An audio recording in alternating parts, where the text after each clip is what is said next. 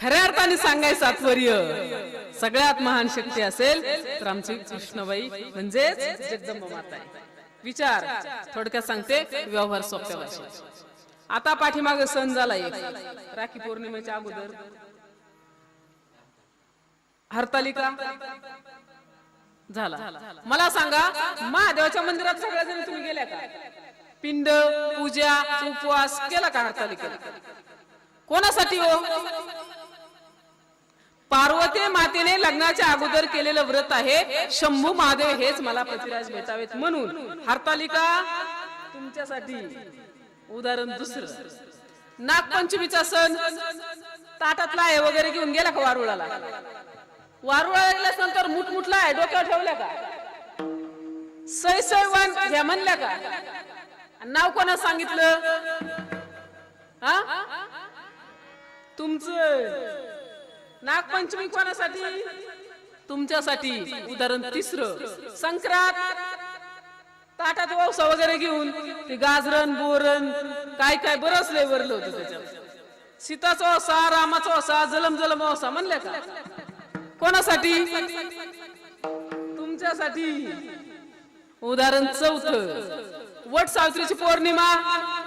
ती काठपदरात साडी नतन ताटन दोरण बाई वडाला येड घालू घालू जम. आणि काय म्हणायचं?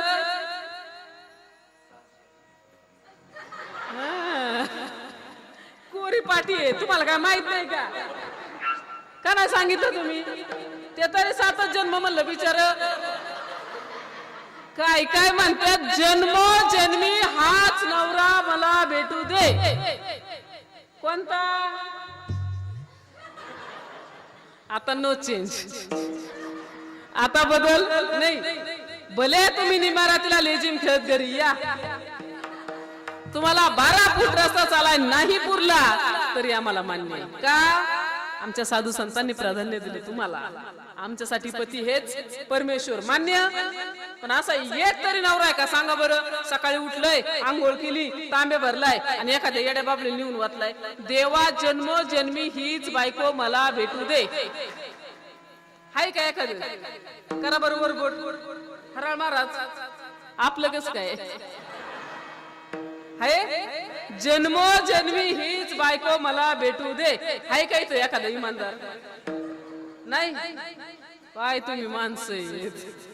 आम्हाला तुमची गरज आहे, तुम्हाला नाही का आमची? महिला मंडळी मान्य. आपल्यासाठी पती हेच परमेश्वर. आता नो चेंज. भले कसं असू द्या, आपल्या साधू संतांनी सांगितलं आमच्यासाठी हेच भगवंत. कळलं सगळ्यांना? मग खरं खरं सांगायचं, आजपासून रोज सकाळी उठल्या उठल्या आपल्या नवऱ्याचं दर्शन कोण कोण घेतय आणि आज कुणी कुणी घेतलंय? करा बरोबर बोट. खरं का? पण एवढ्याच. बाकीच्यांना माहित नाही का? तुम्हाला कामले सवड नाही का? तुम्हाला हे आवडत नाही? नेमका काय प्रॉब्लेम आहे? हा, आता नवरे मंडळी म्हणतील, महाराज बरं झालं आमच्या बायकांना खवळल्या, उद्यापासून त्या रोज पाया पडणार. अजिबात नाही. आम्ही तुमचं दर्शन घ्यावं, भगवंत समजून देवघरात पूजा करावी, तुम्हाला सर्वस्व मानावं असं जर वाटत असेल त्या लायकीचे पहिले तुम्ही व्हा. आम्ही तुमचं दर्शन घ्यायला तयार. पण जर का उठल्या उठल्या तुमच्या मुखातून सुंदर सुंदर श्लोक आणि सुंदर सुंदर ओव्या जर आमच्या कानावर पडल्यात तर कसं तुमचं पायदार हवा? श्लोकन ओवी समजली ना? नाही समजलं तर मला बेटा समजलं सांगते. दर्शन घ्या वाटेल का? अजिबात नाही. पहा, आपल्या बायकोने आपलं दर्शन घ्यावं, भगवंत समजून देवघरात पूजा करावी, आपल्याला सर्वस्व मानावं असं वाटत असेल त्या लायकीचे तुम्ही व्हा.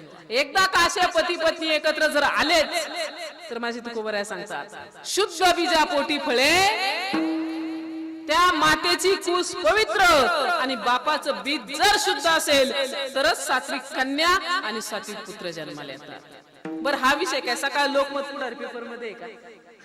नाही. हा विषय जो सांगितला शास्त्रात, हे शास्त्र ना आई पोरांना समजून देत ना बाप पोरांना समजून देत. आईला आणि बापाला एक आजार झालाय हल्ली. कोणता? माझा मुलगा इंजिनियर करायचा. माझ्या मुलाचा डिप्लोमा करायचा आहे, वकील करायचा आहे, पायलट करायचा आहे, डॉक्टर करायचा आहे, ठरवलंय का नाही आपण? पण एकाही बापाला असं वाटत नाही माझा मुलगा भारताचा सुशील नागरिक झाला पाहिजे, माझा मुलगा भारी एक नंबर भगवंताचा भक्त झाला पाहिजे, तो देशाचा समाजसेवक झाला पाहिजे, असं वाटतं का? अजिबात नाही. आणि मग नुसतं म्हणायचं पोरं बिघडली पोरी बिघडल्या, पोरं बिघडली पोरी बिघडल्या. खरं कोण बिघडले पाहिलं कधी? कधीतरी आत्मसात करा काही गोष्टी, कधीतरी अंतर्मुख व्हा, कधीतरी विचारा. आणि हे काम माहिती साधू संतांना ना आई करू शकत ना बाप करू शकत. शास्त्र समजून देण्याचं किंवा घेण्याचं काम आपण करू शकत नाही, फक्त संत करतात.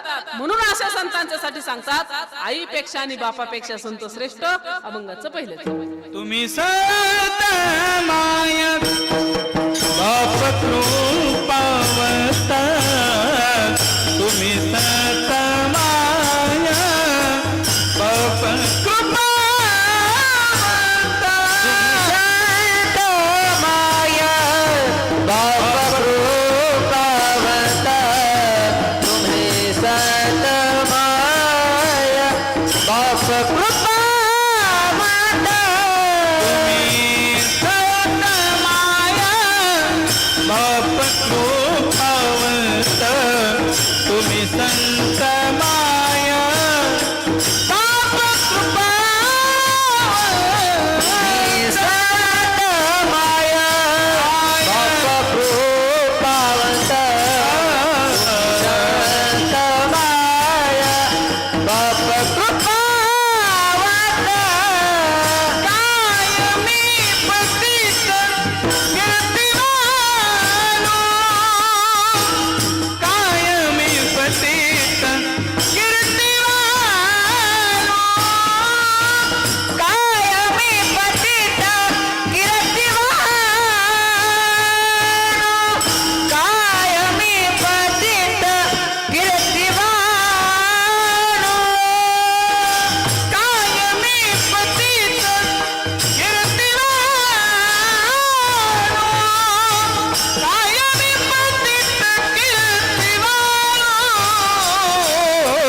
अवतार तुला धराया